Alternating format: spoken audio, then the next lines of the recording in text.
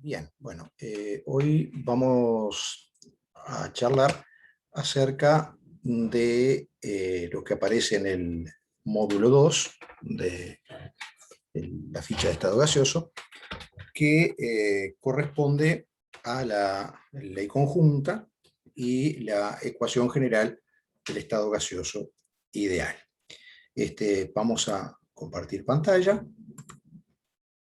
una presentación, como venimos haciendo nuestras presentaciones PowerPoint.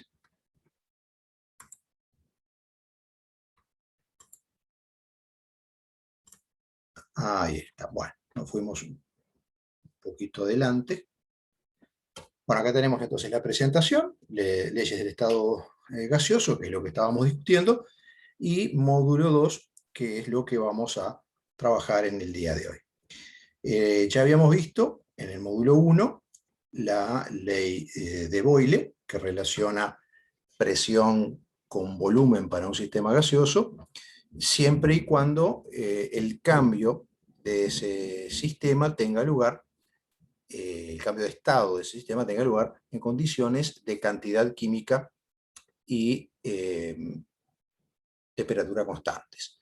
Luego vimos la ley de Charles y Gay-Lussac, que relacionan justamente volumen y temperatura para un sistema gaseoso, y por lo tanto se aplica en situaciones en donde el sistema gaseoso sufre un cambio en condiciones de cantidad y presión constantes. Habíamos hecho mención en el caso de la ley de Charles, que si bien la ley de Charles y Gay-Lussac fue formulada en escala Celsius, nosotros la íbamos a trabajar directamente en escala Kelvin, porque resulta más simple, más sencilla, y la proporcionalidad es directa en ese caso, lo que nos hace más fácil todo el trabajo, sobre todo matemático, ¿no? Ahora vamos a ver entonces la ley conjunta, en donde se relacionan presión, volumen y temperatura, o sea, cambian las tres variables, y se mantiene constante exclusivamente la cantidad química. Esto parece una contradicción con lo que habíamos estado planteando antes, en el sentido de que si nosotros queríamos sacar alguna conclusión acerca de cómo se relacionan dos de estas variables del estado gaseoso entre sí, debíamos plantearnos situaciones en donde puedan variar dos de esas propiedades, las que queremos relacionar, pero las otras dos no lo puedan hacer. Y aquí nos estamos planteando una situación en donde se modifican tres de las variables a la vez y solo una se mantiene constante. Sí es una contradicción si nosotros lo pensamos en que esto sale directamente de un experimento o de un conjunto de experimentos donde hacemos siempre lo mismo, como fueron los casos de las leyes de Boyle y de Charles. Pero en el caso de la ley conjunta no es así. El caso de la ley conjunta es una ley que se deduce teóricamente a partir de plantearnos un cambio de un sistema gaseoso, primero en las condiciones de Boyle y en un segundo paso en las condiciones de Charles.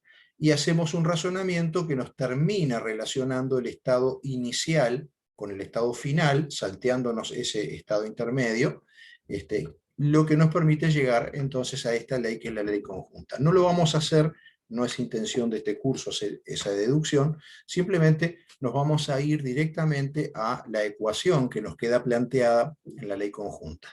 Muchas veces se dice que la ley conjunta es como tener Boyle y Charles a la vez.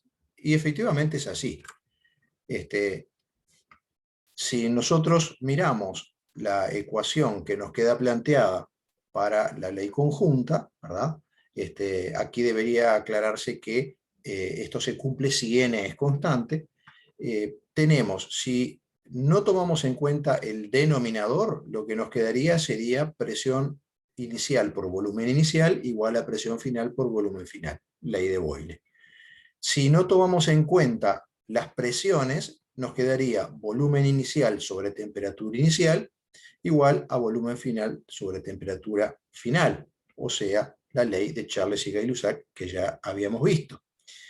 Pero incluso si nosotros consideráramos una situación, ¿no?, en donde el gas sufre un cambio de presión y temperatura sin que se modifique el volumen, o sea, volumen 1 y volumen 2 serían iguales, nos quedaría una tercera ley que nosotros ni siquiera vimos, que es la segunda ley de Charles Gay-Lussac, que es presión inicial sobre temperatura inicial igual a presión final sobre temperatura final. O sea que si nosotros nos aprendemos esta ecuación, a los efectos de lo que es cálculo, estamos aprendiendo 4 ecuaciones en una. ¿Por qué digo 4? Y bueno, porque si el sistema gaseoso sufre un cambio en donde lo único que se mantiene constante es n, yo voy a usar esta ecuación completa, así como está, ¿verdad? Porque voy a tener una presión inicial, un volumen inicial, una temperatura inicial, voy a tener, por ejemplo, una presión final y un volumen final, y me van a pedir la temperatura final, es decir, cambiaron 3 de esas variables. Si yo tengo 5 datos, el sexto siempre lo voy a poder averiguar. Ahora, si el sistema gaseoso sufre un cambio en las condiciones, por ejemplo, de Boyle, en donde se mantiene n constante y T también se mantiene constante, yo también puedo usar esta misma ecuación. Pero simplemente si me están diciendo que T se mantuvo constante, T1 y T2 valen lo mismo, o sea, las puedo directamente eliminar de la ecuación. O sea, me las tapo y me queda la ecuación que tengo que usar, P1 por B1 igual a P2 por B2. Si me dicen en otro caso que no, que el cambio ahora tuvo lugar en las condiciones de la ley de Charles y Gay-Lussac, o sea, con presión constante, lo que me están diciendo es que P1 y P2 son iguales, o sea, puedo eliminarlas de la ecuación y me queda la ecuación que tendría que usar, B1 sobre T1 igual a B2 sobre T2. O si me dicen que el cambio ha tenido lugar en condiciones de volumen constante, entonces B1 y B2 valen lo mismo, los puedo eliminar de la ecuación y me queda P1 sobre T1 igual a P2 sobre T2, que es esa ley que nosotros ni siquiera vimos antes, pero que la puedo usar. Detalle no menor, como esta ecuación surge de la ley de Charles y Gay-Lussac, que ya habíamos visto, y esa ley solo es aplicable con la temperatura en Kelvin, esta ecuación también me obliga a trabajar con la temperatura en Kelvin. A partir de ahora, simplemente ni me lo pregunto más. En cualquier ejercicio de estado gaseoso, la temperatura va a tener que estar en Kelvin.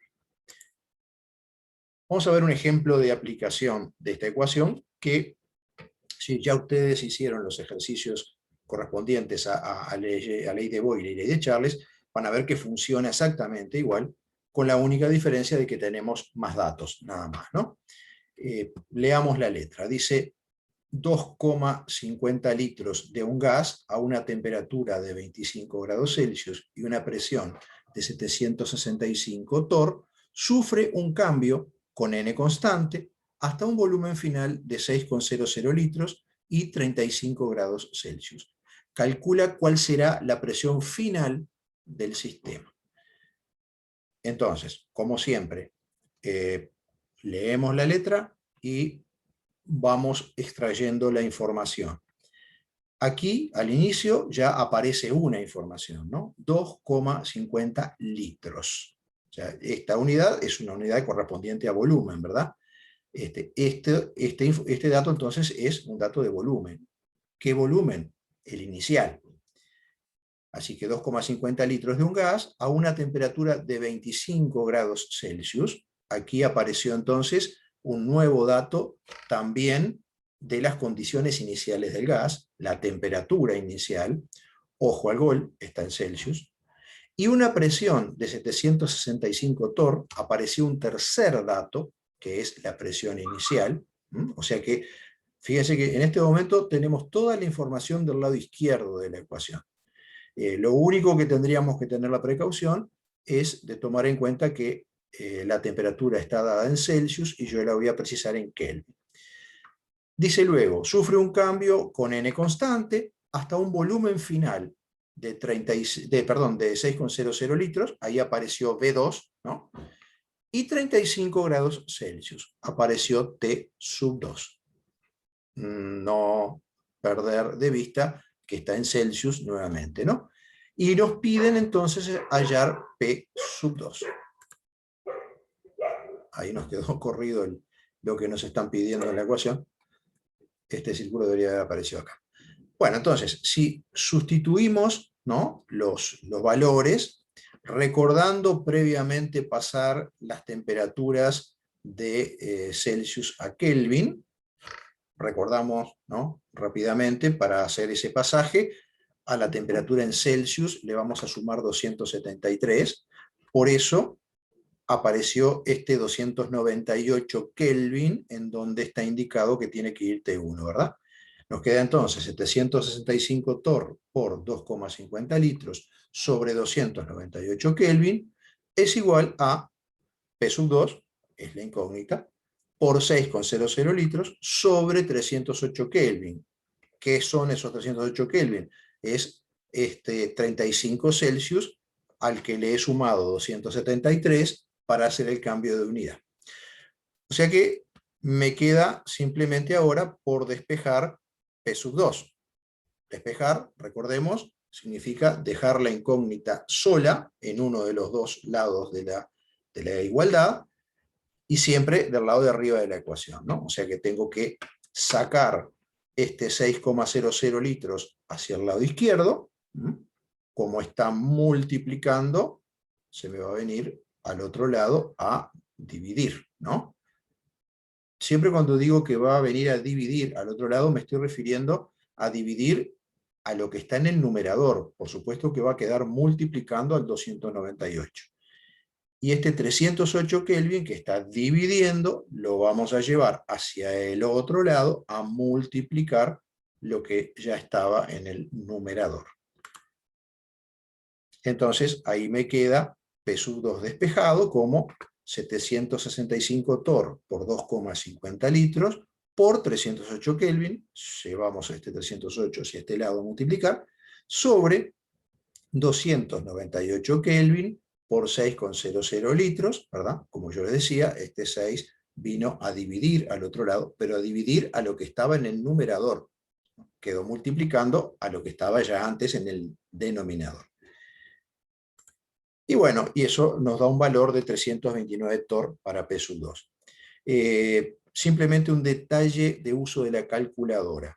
Si ustedes van a hacer esta operación en la calculadora de una sola vez, no la van a ir haciendo de a pedacitos y después la terminan de armar, la van a hacer de una sola vez.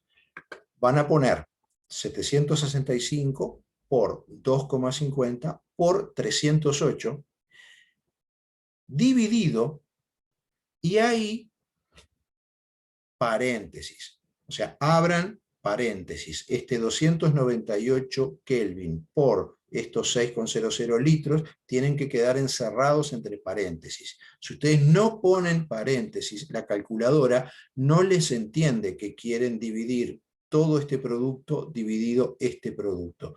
Ella entiende, si no pongo paréntesis, entiende que ustedes van a dividir este producto por este 298 y el resultado se los va a multiplicar por 6. O sea, no va a considerar que ustedes quieren dividir por el producto completo que está aquí abajo. Entonces, paréntesis cuando en el denominador hay varios factores presentes. O sea, si hay uno solo no preciso nada, pero si hay varios, si hay una multiplicación abajo, esa multiplicación debe ir totalmente entre paréntesis. Bien, como ven, funciona exactamente igual que las ecuaciones que vimos para Boyle y para Charles, simplemente que tenemos más datos en la ecuación para utilizar, nada más. Bueno, ahora podemos resolver el ejercicio número 15 de la ficha de ejercicios de estados de la materia, que trata justamente de la ley conjunta. Vamos ahora a lo que se llama la ecuación general del estado gaseoso ideal, ¿no? Nuevamente aparece aquí el término ideal. ¿Por qué? Porque es una ecuación que cumple estrictamente a cualquier presión, cualquier temperatura, solamente el gas ideal. Pero nosotros sabemos que si estamos trabajando a bajas presiones y altas temperaturas, los gases reales aproximan mucho su comportamiento al del gas ideal, y por lo tanto vamos a usar esta ecuación del gas ideal aplicada a gases reales de todos modos. ¿Qué diferencia hay entre la situación en donde yo voy a usar la ecuación general del estado gaseoso ideal con las anteriores? Bueno, en este caso nosotros vamos a estar trabajando no con un estado inicial y un estado final del gas. ¿Se acuerdan que en los otros casos siempre tenemos, por ejemplo, presión 1 y volumen 1, y luego tenemos presión 2 y nos preguntan volumen 2, o volumen 1 y temperatura 1, y tenemos temperatura 2 y nos preguntan volumen 2, es decir, siempre tenemos un estado inicial y un estado final. Acá no, en este caso es como sacarle una foto en el momento al gas. O sea, a mí me hacen una pregunta, ¿verdad?, acerca del sistema gaseoso, acerca del valor de alguna de sus variables, de la presión, del volumen, de la temperatura o de la cantidad química, pero no me dan como información ninguna situación anterior para comparar. En ese caso, no vamos a hacer la deducción de la ecuación, que también se puede hacer, pero no es intención de este curso. En este caso, la ecuación nos queda planteada de esta manera. El producto de la presión por el volumen deberá ser igual al producto de la cantidad química, o sea, los moles de gas que yo tengo, por una constante R, ¿sí? Una constante es un valor fijo que aparece en una ecuación, por la temperatura del sistema gaseoso, que, como veremos, y ya dijimos antes, además, será trabajada en Kelvin. ¿Qué es esa constante R, decíamos? Bueno, como ya se dijo, es un valor fijo que voy a introducir en la ecuación y que puede tomar para nosotros, cuando estamos trabajando con estado gaseoso, estos dos valores diferentes, 0,082 o 62,36. ¿De qué depende que yo use 0,082 para colocarlo acá en la ecuación, o use 62,36 para colocar acá en la ecuación? Bueno, vamos a mirar la unidad de R. Todo esto que aparece aquí, todo eso es la unidad de R. Así como nosotros tenemos otras unidades que también son compuestas, ¿no? Como puede ser la unidad de velocidad, ¿no? Kilómetro por hora. O sea, incluye unidad de distancia dividido unidad de tiempo. Metros por segundo, también, ¿no? Estamos lo mismo en velocidad. Metros sobre segundo cuadrado, ¿no? La unidad de aceleración.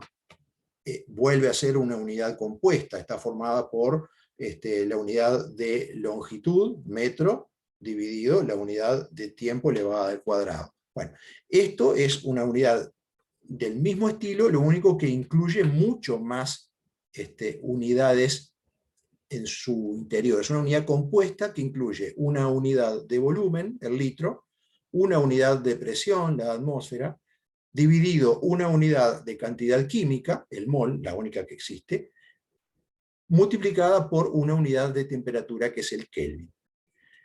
Si yo me vengo al segundo valor de R, vemos que se repiten las unidades que corresponden al volumen, a la cantidad química y a la temperatura. La que varía es la unidad que corresponde a la presión. En el primer caso es atmósfera, en el segundo es torr. Entonces, ¿de qué depende que yo ponga un valor o ponga el otro aquí en la ecuación? Depende de en qué unidad me están dando la presión.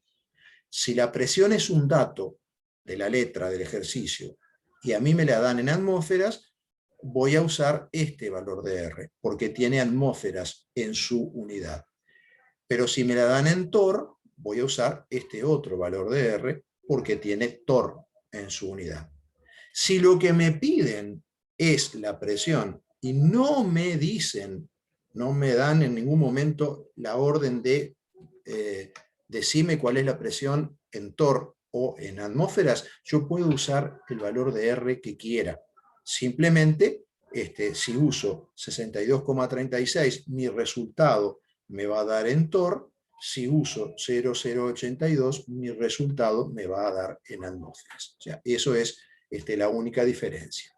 Esos entonces son los dos valores que nosotros vamos a usar para R. En la medida que ustedes sigan estudiando química en adelante, se van a encontrar que esta constante R aparece aplicada en otras ecuaciones, no solamente en esta que estamos viendo, y ahí sí pueden aparecer otras nuevas unidades para R que nosotros no vamos a utilizar. ¿Sí? Bien, acá justamente está aclarado lo que mencionábamos recién, cuando usamos un valor de R o cuando usamos el otro. Vamos a un ejemplo. Dice, calcula el volumen que ocupará 1,00 mol de un gas a presión 760 torr y temperatura 273 Kelvin. ¿Sí? Nuevamente, lo primero que me conviene hacer siempre es ver qué datos tengo, ¿no? Calcula qué volumen. Bueno, aquí ya en la letra apareció algo, apareció la incógnita. Entonces yo me anotaría, ¿no?, en mi hoja de ejercicio, volumen igual signo de interrogación. Calcula qué volumen ocupará 1,00 mol de un gas. Bueno, ahí ya apareció un dato, ¿no? La unidad es mol. Por lo tanto, lo que apareció allí es la cantidad química.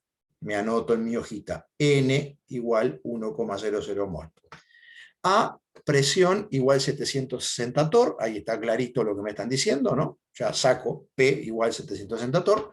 Y T, 273 Kelvin. Nuevamente, está claro que me están dando la temperatura y además han tenido la gentileza de dármela ya en Kelvin. Lo segundo que me planteo es, bueno, este es un ejercicio de esos en donde yo tengo un estado inicial y un estado final para el gas. No, no me dan un estado inicial y un estado final.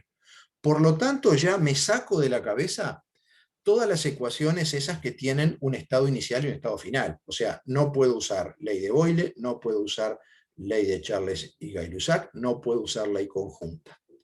Lo único que me va quedando para usar es esta ecuación. P por B igual a N por R y por T. ¿Me sirve? Vamos a verlo. La incógnita es volumen. Bueno, volumen está en la ecuación. Me informan la cantidad química. Bueno, cantidad química está en la ecuación. Bien, tengo un dato utilizable. Me informan la presión. La presión también está en la ecuación. ¿Sí? Me informan la temperatura. La temperatura también está en la ecuación. O sea que hasta el momento voy teniendo la incógnita en la ecuación, cosa que es importante, ¿no? Y voy teniendo presión, cantidad química y temperatura. Me estaría faltando un solo dato más para poder entonces quedarme con una ecuación que tiene todos los datos menos uno, que es la incógnita, o sea, para poder hallar justamente eso. Y es R. Bueno, como decíamos hace un momento, R puede tomar dos valores. Y eso depende de cuál es la unidad de la presión. La unidad de la presión aquí es torricellis, ¿no? Entonces me va a convenir usar el valor de R que tiene torricellis en su unidad, que recordemos es 62,36. ¿Sí? Ahí apareció, esa es la incógnita, ¿no? Entonces, así me quedaría escrita ahora la ecuación en donde yo he sustituido todos los datos y he dejado solamente volumen como incógnita. ¿Ven? Acá tenemos el valor de R que me conviene usar porque tiene torricellis, ¿verdad?, en su unidad.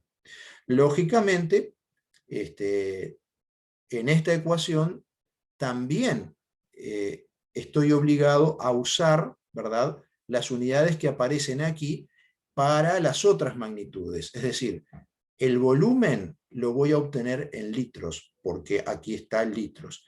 La temperatura tendrá que estar en Kelvin, porque R tiene Kelvin. Bueno, y la cantidad química va a estar siempre en moles, porque es la unidad que tiene.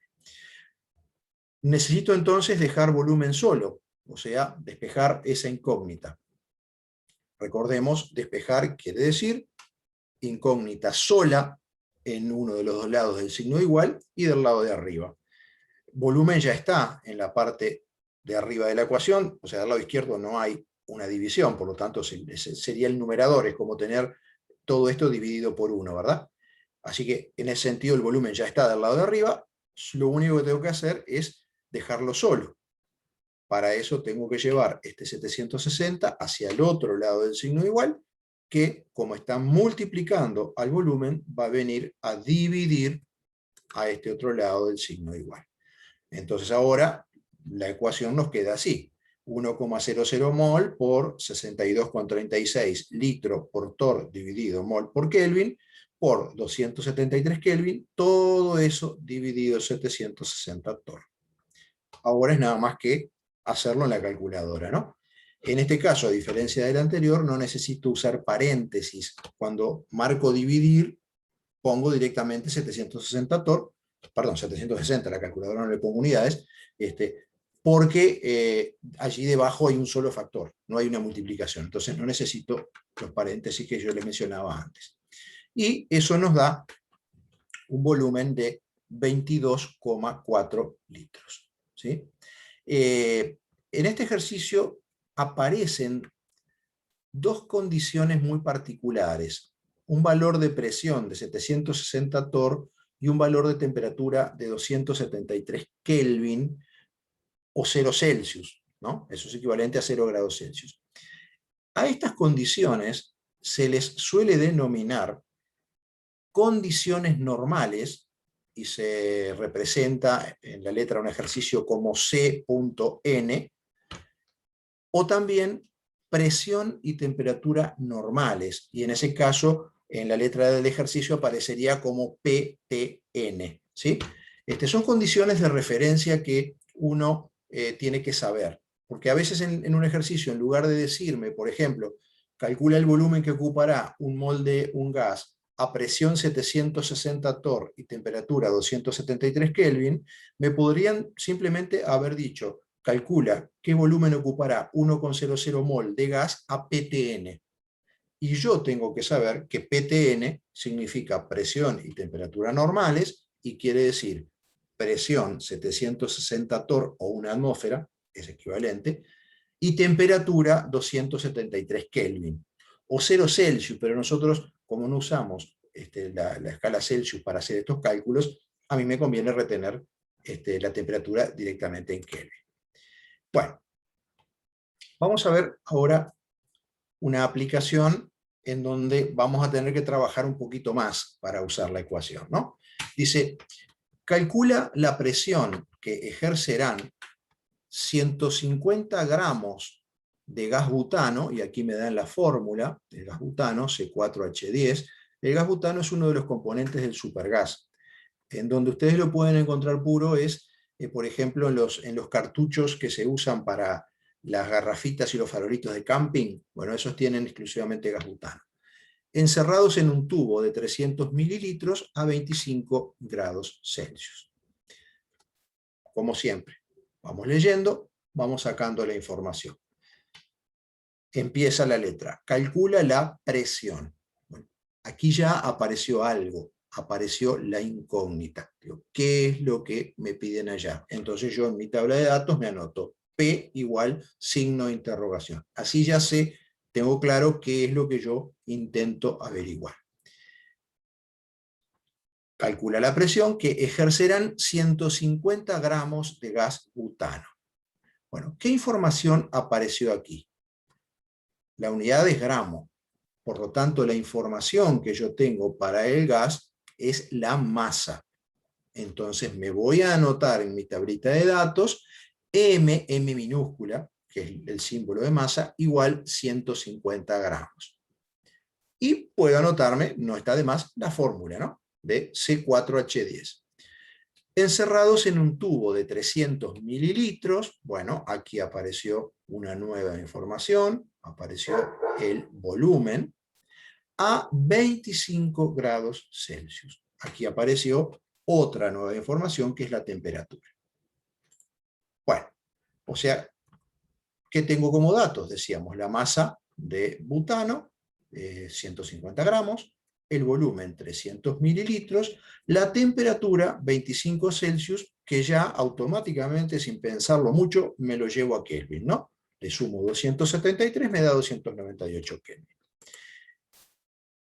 Bueno, lo primero que yo me tengo que dar cuenta es que, dado que es un ejercicio donde otra vez no es una situación de estado inicial y estado final, en donde yo puedo usar la ley de Boyle, ley de Charles o ley conjunta, la única ecuación que me puede salvar a mí, en este caso, es otra vez la ecuación general. Y la ecuación general dice P por B igual a N por R por T.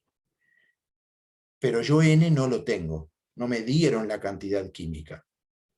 Entonces lo primero que tengo que hacer es tratar de averiguar la cantidad química de gas butano que tengo. Y para eso lo que necesito es la masa molar del gas butano para poder aplicar esta ecuación que ya conocemos, ¿no? Es decir, cantidad química igual a masa en gramos de sustancia que me dan, en este caso serían los 150 gramos, sobre la masa molar de la sustancia, cuya unidad es gramo por mol. Vamos a calcular entonces la masa molar del gas butano con los datos que se encuentran en la tabla periódica, ¿no? Recordemos que en la tabla periódica el dato que yo necesito para calcular la masa molar aparece con el nombre de masa atómica o peso atómico. Yo voy a tomar ese valor, lo voy a considerar en la unidad gramo por mol, y luego, como tengo 4 moles de átomos de carbono en un mol de moléculas de butano, ese 12 va a ir por 4, ¿no? Y como tengo 10 hidrógenos, ¿no? 10 moles de átomos de hidrógeno en un mol de moléculas de butano, ese 1 del hidrógeno me va a quedar multiplicado por 10. Y todo va a llevar la unidad gramo por mol, ¿no? Bueno, o sea que si nosotros hacemos esa operación, nos da un resultado de 58,0 gramos por mol. Ahora sí, ya tengo toda la información para calcular la cantidad química de butano que hay en ese recipiente del cual me hablan, ¿no? N va a quedar 150 gramos sobre 58,0 gramos por mol. Eso nos da 2,59 mol, ¿sí? Ven justamente que tenemos 3 cifras significativas en el numerador, 3 cifras significativas en el denominador. El resultado va a tener 3 cifras significativas, 2, 5 y 9. 2,59 mol. Bien, ahora ya tenemos entonces, fíjense qué información tenemos en este momento. Tenemos temperatura, tenemos volumen, está en mililitros, ojo al gol, ¿sí? Tenemos N, y nos piden presión. O sea que podemos aplicar ahora sí la ecuación general, ¿no?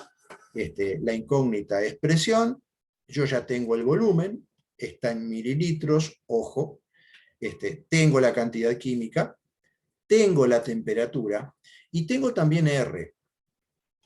Queda a mi criterio elegir cuál voy a usar.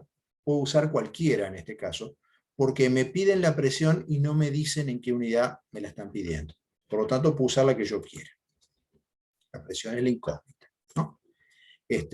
Entonces, acá tenemos cómo nos quedaría la ecuación ya con los valores sustituidos, ¿verdad?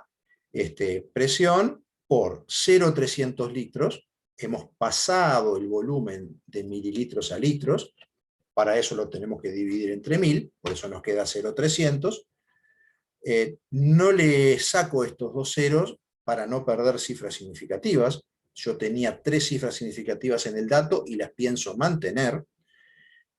Igual a 2,59 mol por 62,36 litro por torr sobre mol por Kelvin, acá está la razón de por qué pasamos el volumen a litros, ¿no? Porque R tiene litros en la unidad. Yo no podría poner el volumen en mililitros y luego usar acá una R donde aparece litros. No, eso no se puede. Y como vemos también, como hemos elegido este valor para R, el resultado de la presión me va a dar en Torricelli, en Torr, multiplicado por 298 Kelvin, que es la temperatura que me dieron llevada a Kelvin. Bueno, despejamos, para eso pasamos este 0,300 a dividir hacia este lado, nos queda 2,59 mol por 62,36 litros por torr sobre mol por Kelvin por 298 Kelvin sobre 0,300 litros. Simplemente para ver las unidades, ¿no? Es decir, mol me queda dividido este mol, ¿no? Lo puedo cancelar. Kelvin me queda dividido este Kelvin, lo puedo cancelar.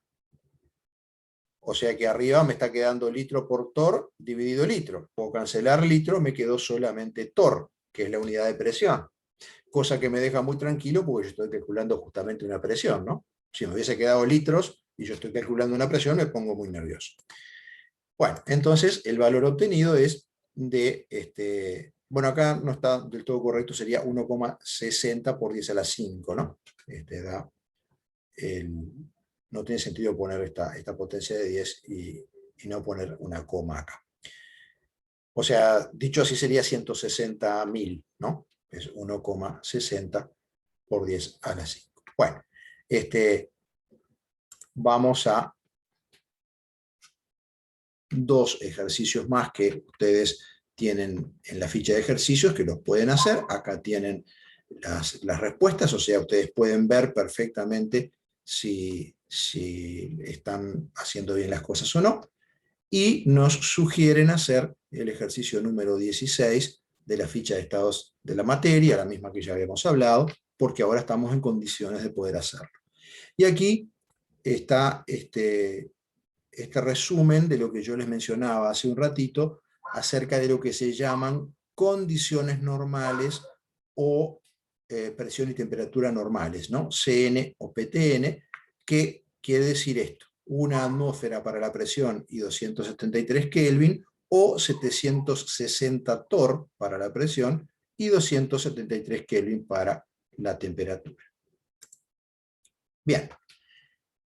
Ahora vamos a ver dos situaciones que se derivan de la ecuación general del estado gaseoso ideal, que es, por ejemplo, cómo podríamos determinar experimentalmente la masa molar de un gas desconocido. ¿Qué quiere decir de un gas desconocido? De un gas al que no le sabemos la fórmula química. Porque si yo le sé la fórmula química del gas, hallar la masa molar es bastante simple, ¿no? Como hicimos hoy. Yo sabía que nuestro gas en el otro ejercicio era butano, C4H10. Bueno, me fui a la tabla periódica, busqué la masa del carbono, la multipliqué por 4, busqué la del hidrógeno, la multipliqué por 10, sumé todo y me dio la masa molar. Pero si a mí me dan en un recipiente un gas, y yo no sé ese gas, qué sustancia es, no le sé la fórmula química. Entonces, ¿me resulta imposible determinar su masa molar? No, lo puedo hacer, pero no a partir de la tabla periódica. Lo podría hacer haciendo un experimento en donde voy a utilizar justamente la ecuación general del estado gaseoso, pero levemente modificada. Y vamos a verlo, ¿no? Nosotros ya sabemos que la ecuación general es presión por volumen igual a cantidad química por R por temperatura. Por otro lado, también sabemos que la cantidad química N se puede calcular como la masa que a mí me den de sustancia sobre la masa molar de esa sustancia, ¿sí? En gramos la masa, en gramos por mol la masa molar. O sea que si N es igual a esto, yo en esta ecuación, en lugar de N, perfectamente bien puedo poner esto, ¿no? Porque es como se calcularía N. Eso es lo que acabo de hacer. Es decir, en donde estaba N, yo puse masa dividido masa molar, ¿sí? Podría haberlo dejado simplemente acá separadito, masa sobre masa molar por R y por T, pero en definitiva, como es todo un producto, esto es lo mismo que lo que decíamos recién, ¿no? Masa dividido masa molar multiplicado por R y por T es lo mismo que masa por R por T sobre masa molar. Matemáticamente es la misma cosa, o sea que por eso la ecuación me quedó así.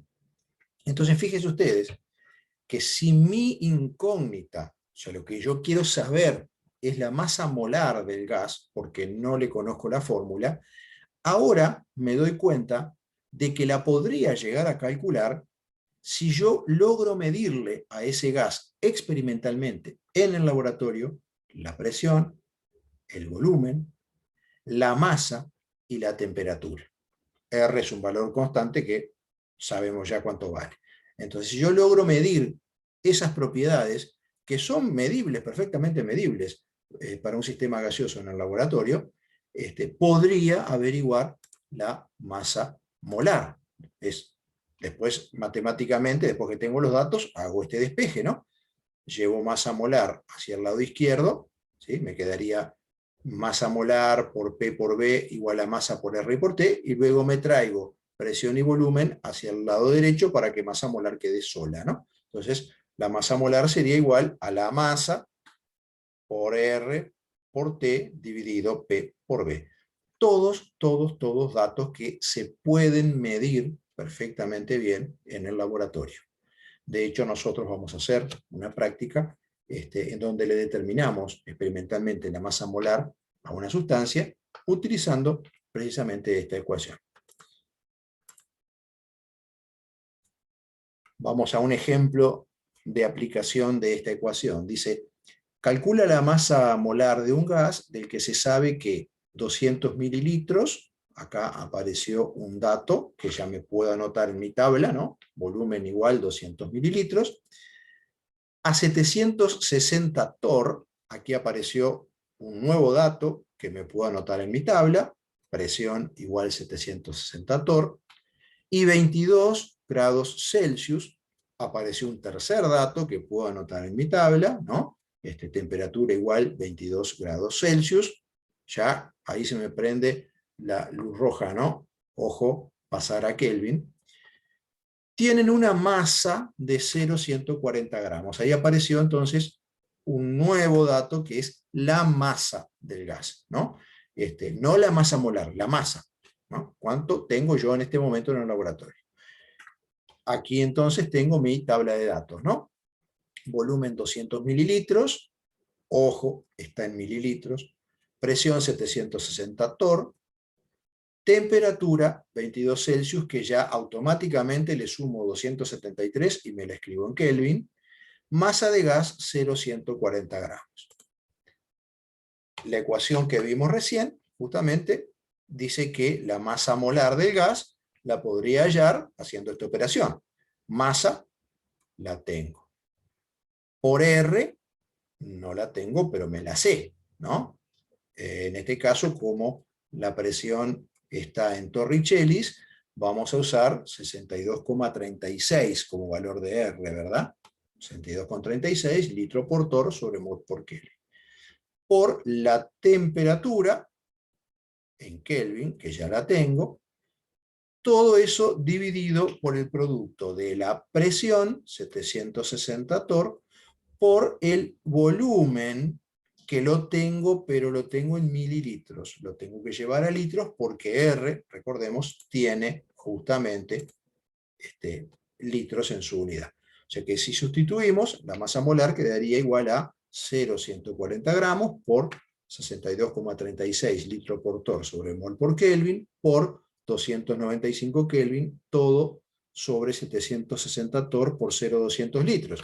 Y aquí otra vez lo que yo le llamaba la atención antes, ¿no? Si ustedes van a hacer esta operación de una vez sola en la calculadora, ¿no? cargan todo el numerador, ¿no? 0,140 gramos por 62,36 por 295, dividido, y ahí, antes de cargar los dos datos que están en el denominador, paréntesis, dividido, paréntesis, 760 por 0,200, cierro paréntesis y doy igual. Si no, la calculadora no les va a hacer lo que ustedes le están pidiendo, o lo que creen que le están pidiendo. Bueno, la masa molar en este caso es de 16,9 gramos por mol.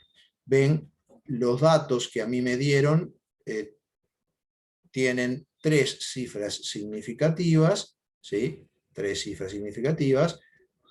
Acá justamente, como era 200 mililitros y yo lo pasé a litros, lo dejé como 0,200, no eliminé estos ceros, para que también esto tuviera 3 cifras significativas y puedo dar mi resultado con 3 cifras significativas, ¿sí? Eso justamente trabajando con criterio de cifras significativas. Bien, acá bueno, quedó colgado. Vamos a una segunda deducción que podemos hacer a partir de la ecuación general. A partir de la ecuación general habíamos llegado a esta ecuación, ¿verdad? ¿Sí?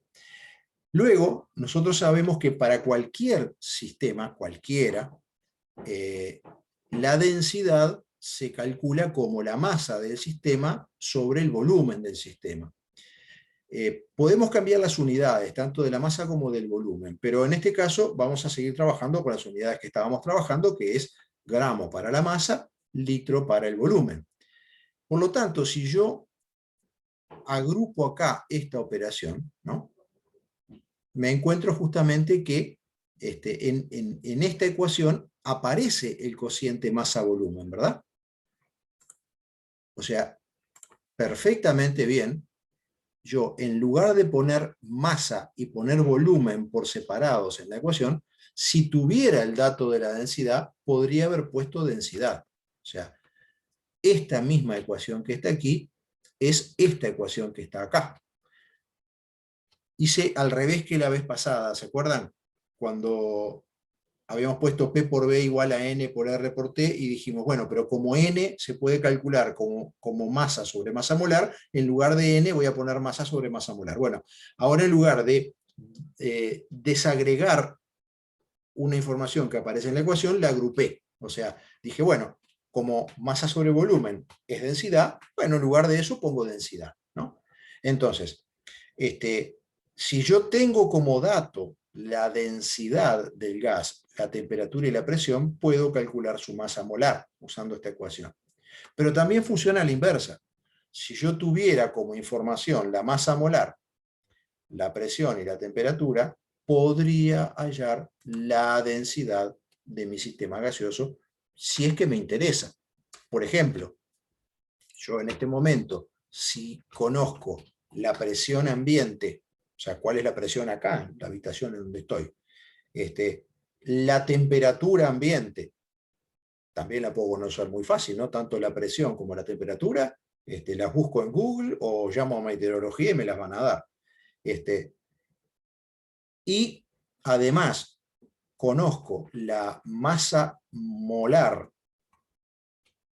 promedio del aire. ¿Por qué digo promedio? Bueno, porque en realidad el aire es una mezcla, no tiene masa molar propia, ¿verdad? Pero sí yo sé que como tiene una composición que es razonablemente fija, ¿no? Un 21% es dioxígeno, tiene tanto de dinitrógeno, tanto de... conociendo la composición del aire, se puede hacer una pequeña trampa y calcular lo que sería la masa molar promedio de esa mezcla llamada aire, que es aproximadamente de 29,0 gramos por mol, y hacer de cuenta que fuera un gas puro, ¿no? Es decir, es una pequeña trampa que nos permitiría en ese caso hallar la densidad del aire de esta habitación de manera aproximada, porque la masa molar es en cierto modo también aproximada, pero tenemos una idea bastante razonable de cuál es la densidad del aire, a partir de datos perfectamente medibles, ¿no?